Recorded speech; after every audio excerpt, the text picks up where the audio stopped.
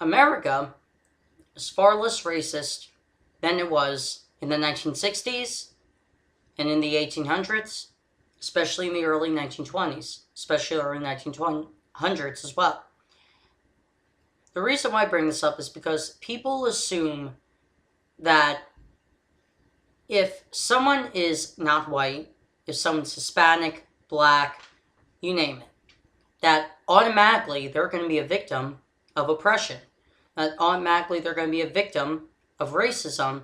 So you have people on the left, the political left, who say that there's racism everywhere, that everyone's a racist, everyone's a sexist, and the people that are opposed to their politically correct and totalitarian ideas are the racists and bigots that everyone should be afraid of. I call bull honky on that because let's look at the evidence. Number one, last time I checked, there's no more segregation. You could go all across the country. Seriously, you could go all across the country and see people, black and white alike, sitting at the same diners, sitting at the same restaurants, eating in the same park, walking their dogs in the same dog park. You get the point. People, regardless of skin color, are integrated in this country. So why is this systematic racism claim being floated around as if there's still systematic racism? It's agenda, especially the radical left's agenda. The radical left is pushing upon the news media, especially MSNBC, more specifically, a victimhood mentality that they have to defend black Americans, but they call them something far more racist. They call them people of color. That's the 21st century saying of colored people. Now, I'm not sure about you, but to me, that's more bigoted than saying black American. Now,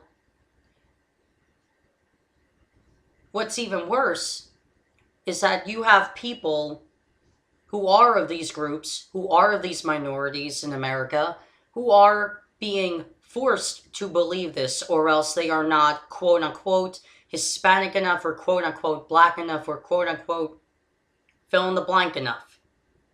You get the point. So if you don't follow this victimhood mentality, if you say, well, if I fail, and that's on my own doing, that's not good enough, even though that's a reality. So that's why recently, I kind of have a problem with the new LGBT flag. Because what's wrong with a rainbow? Roy G. Biv. But apparently, if the LGBT community has to change the color of the rainbow, so does God in the sky. Yeah, because there are Black Lives Matter activists, and especially radical black activists in this country that say black people are oppressed in the LGBT community. Not true. The LGBT community flag represents everybody.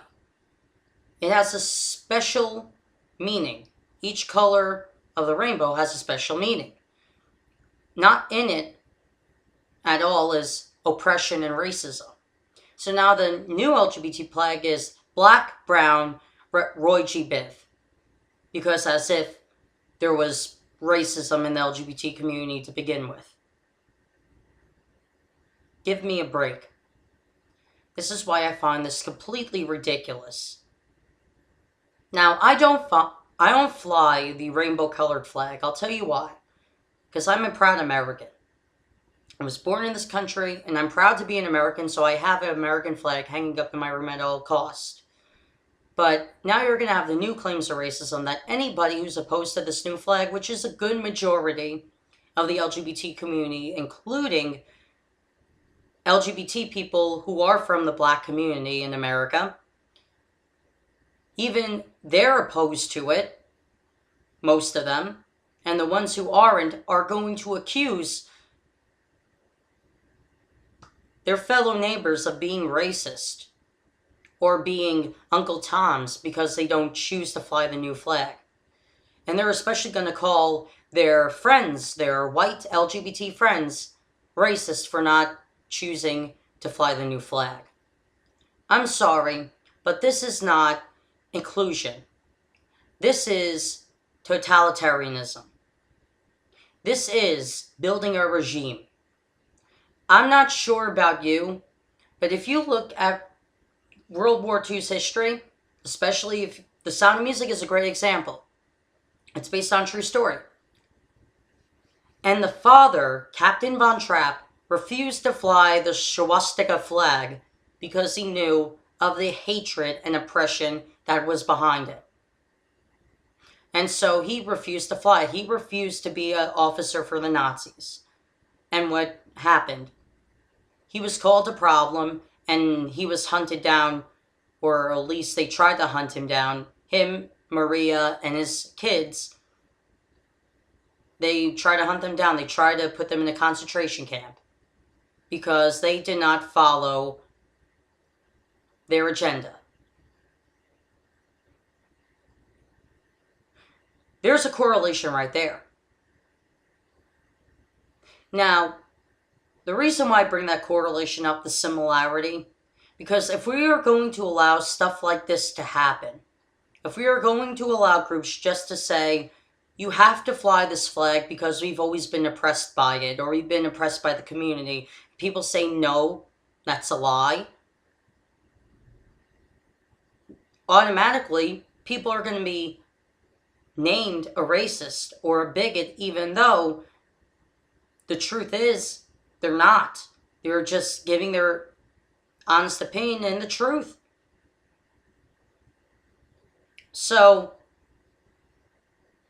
when I hear people say that Black Lives Matter is a national terrorist group, I would always say, no, they're just a radical group. They're a stupid group, but they're radical. They're not terrorist. But when stuff like this happens, it kind of proves the opposition's point right. Because when you're forcing people to accept a new flag design because the first one wasn't good enough for that particular group, when you're forcing people to accept it and you're calling them bigots and this and that because they won't accept it, they're not the ones that are causing people refusing to fly the new flag are not the ones causing the problem. It's the one pushing the new one that are. Now, I don't say this because I just want to bullshit on my YouTube channel. I say this because it's the truth. People don't want to hear the truth. And the truth is, the radical left is very racist, very authoritarian, and wants to push a totalitarian agenda. This is why you see several people on the radical left say, you're a racist if you don't accept this, you're a racist if you don't accept that.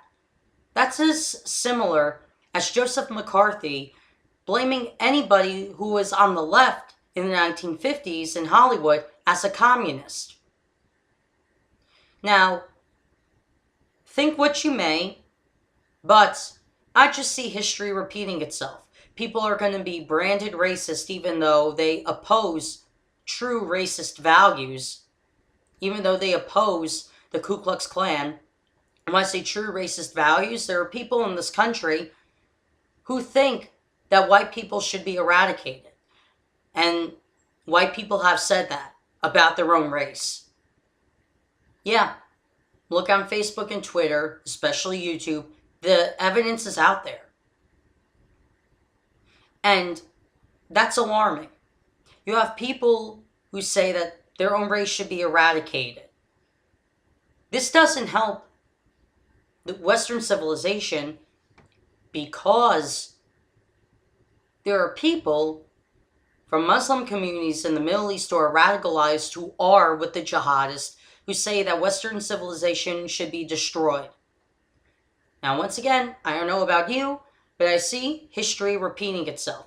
I see a regime forming in America, and the regime of fascism Well, it's not coming from the radical right. It's coming from the radical left. And this doesn't confirm that I'm a conservative or Republican. This just confirms that I'm genuinely concerned where American society is heading. See ya.